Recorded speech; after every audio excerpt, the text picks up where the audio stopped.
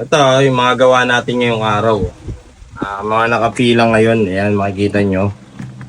Good morning pala mga kakumpuni. Meron tayong sa TikTok, followers natin sa TikTok. Nagpagawa, taga Novaliches, ito iniwan, Samsung A71. Late na siya kagabi, sabi niya kasi tinanong niya lang yung natin, yung location. Pagkabigay ko ng location, tsaka kung paano pumunta, lang siya, nag-thank you. Hindi ko alam na pupunta pala kagabi. So wala akong nakahandang pyesa.